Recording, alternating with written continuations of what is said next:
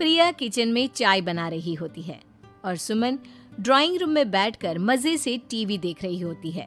तभी दरवाजे की घंटी बजती है। प्रिया, जरा देखना तो कौन आया है। देखती हूँ मम्मी जी। प्रिया दरवाजा खोलती है तो सामने पड़ोस वाली विमला आंटी खड़ी होती है। नमस्ते आंटी जी, कैसी हैं आप? मैं तो बिल्कुल ठीक हूँ बेटा, पर तेरी सास को क्या हुआ है? आजकल कहीं दिखती ही नहीं है। जब देखो तब टीवी के आगे जमी रहती है। अंदर तो आइए आंटी। अरे ओ दीपक की अम्मा, कहाँ हो? अरे विमला, आओ आओ, क्या बात है, बड़े दिन बाद याद आई तुम्हें मेरी। मैं तो हमेशा ही तुम्हें याद करती हूँ, पर तुम ही गायब रहती हो और आजकल तो बाहर भी नहीं आती जाती। तबीयत तो ठीक है ना तुम्हारी? अरे तबीयत को क्या होना है, इस उम्र में तो कुछ ना कुछ लगा ही रहता है। मेरी छोड़ो, तुम ये बताओ कि क्या चल रहा है गली मोहल्ले में। तुम गली मोहल्ले की छोड़ो, चल तो तुम्हारे पड़ोस में रहा है। तुम्हारी नई सहेली आई है। मेरी कौन सी नई सहेली? मैं तो यहाँ बस तुमसे बातचीत कर लेती हूँ या फिर बाजू वाली शर्मा की बहू से 2-4 बातें कर लेती हूँ। इसीलिए तो कहा कि तेरी नई सहेली आई है। अब कोई पड़ोस में आया है तो बात तो होनी ही है। कम से कम इसी बहाने हमारा भी एक ग्रुप बन जाएगा। फिर सब मिलकर अपनी बहुओं की शिकायतें किया करेंगे। दोनों हंसने लगते हैं। तभी प्रिया चाय लेकर आती है और सामने टेबल पर रख देती है। दोनों चाय पीती हैं और बातें करते हैं। चलो मैं चलती हूँ, अब कल मिलते हैं। राम राम। अगले दिन प्रिया किचन में कुछ काम कर रही होती है और सुमन आराम से सोफे पर बैठकर मटर छिल रही होती है। तभी डोरबेल बजती है। प्रिया दरवाजा खोलती है तो सामने उनकी नई पड़ोसन खड़ी होती है। जी, आप कौन? मैंने पहचाना नहीं। नमस्ते बेटा, मैं शारदा, आपके बगल वाले घर में अभी 2-4 दिन पहले ही शिफ्ट हुए हैं। ओह अच्छा। नमस्ते आंटी, अंदर आइए ना आप। देखिए तो मम्मी जी, आज कौन आया है। इतना कहकर प्रिया किचन में चाय बनाने चली जाती है। नई पड़ोसन को घर पे देखकर सुमन थोड़ा हैरान हो जाती है। नमस्ते बहन जी, मैं शारदा, आपकी नई पड़ोसन। अच्छा, आप हैं हमारी नई पड़ोसन। आइए आइए, और बताइए कैसी हैं आप? जी बिल्कुल ठीक हूँ। वो दरअसल घर पर छोटी सी पूजा रखवाई थी, बस उसी का प्रसाद देने चली आई। सोचा इसी बहाने नए पड़ोसियों से भी मुलाकात हो जाएगी। ये तो बहुत अच्छा सोचा आपने। सुमन प्रिया को आवाज लगाती है। अरे ओ बहू, जरा चाय पानी का तो आके पूछ लो। ये आजकल की बहुएं भी ना, जब तक बोलो नहीं तब तक कुछ नहीं करेंगी। आई मम्मी जी। प्रिया चाय लेकर आती है। दोनों बैठकर चाय पीती हैं और खूब सारी बातें करती हैं। अच्छा बहन जी, अब मैं चलती हूँ, फिर मिलते हैं। अब तो आना जाना लगा ही रहेगा। शारदा के जाने के बाद प्रिया किचन से बाहर आती है। क्या बात है मम्मी जी, आप दोनों को देखकर तो लगा ही नहीं कि पहली बार मिल रही हो। आप दोनों तो बिल्कुल बिछड़ी हुई सहेलियों की तरह बातें कर रही थी। अरे जब 2 औरतें मिल जाती है ना, तो बातें अपने आप ही निकल आती है। अब तू अपने काम पर ध्यान दे, बातों पे नहीं। ऐसे ही कुछ दिन बीत जाते हैं। अब सुमन और शारदा अच्छी सहेलियां बन गई होती हैं। दोनों एक साथ मंदिर जाती, मार्केट जाती और कभी कभी तो विमला भी इनके साथ मिलकर खूब हंसी ठिठोली करती।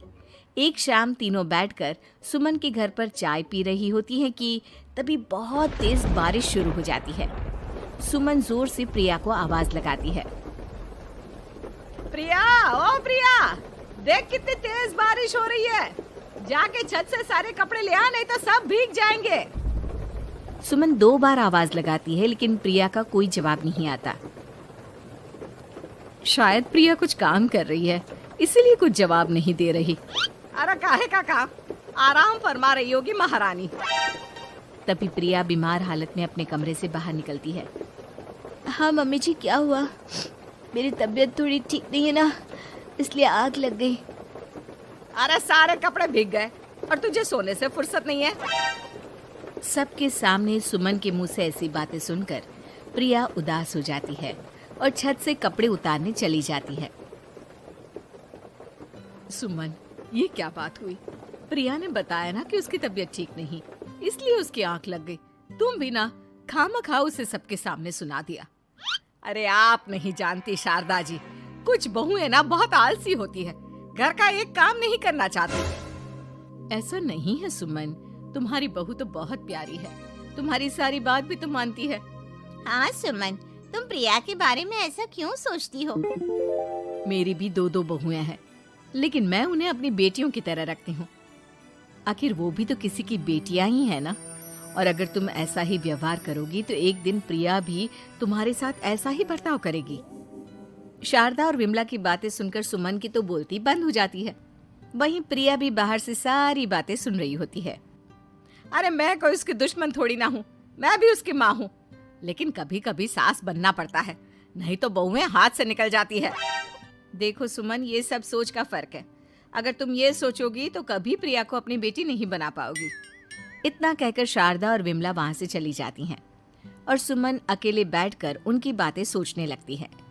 अगले दिन प्रिया और दीपक अपने कमरे में बैठकर बात कर रहे होते हैं और सुमन उनके कमरे के बाहर कुछ काम कर रही होती है और उन दोनों की बातें सुन लेती है। दीपक, तुम्हें पता है हमारे पड़ोस में जो शारदा आंटी है ना, बहुत अच्छी हैं।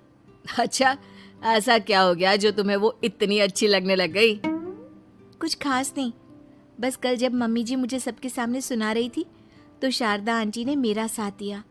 मैं तो सच में हैरान ही रह गई थी जब उन्होंने मम्मी जी को मुझसे ऐसा बर्ताव करने के लिए मना किया। अच्छा, फिर क्या हुआ?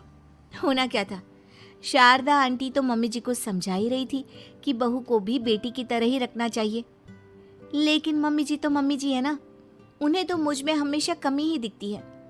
काश मुझे भी शारदा आंटी जैसी सास मिली होती जो मुझे भी अपनी बेटी जैसी समझती। सुमन ये सब सुनकर बहुत उदास हो जाती है और वहां से चली जाती है। प्रिया की बातें सुमन के कानों में बार बार गूंज रही थी। उसे बहुत शर्मिंदगी महसूस हो रही थी कि उसने प्रिया के साथ बहुत गलत किया है। अगले दिन सुमन शारदा और विमला को बुलाती है। क्या बात है सुमन, आज तूने ऐसे अचानक क्यों बुलाया? सब ठीक तो है ना?